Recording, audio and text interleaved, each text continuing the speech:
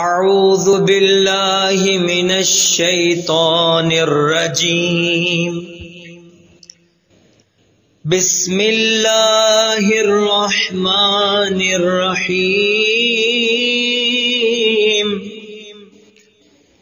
اللہم اجعلنی فیہ من المستغفرین واجعلنی فیہ من عبادک الصالحین القانتین واجعلنی فیہ من اولیائک المقربین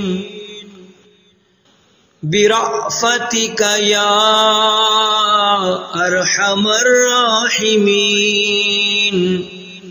اللہم صل علی محمد وآل محمد وعجل فرجہم۔ خدایا آج کے دن مجھے استغفار کرنے والوں میں، اپنے نیک عبادت گزار بندوں میں اور اپنے مقرب اولیاء میں قرار دے اپنی مہربانی سے، اے بہترین رحم کرنے والے۔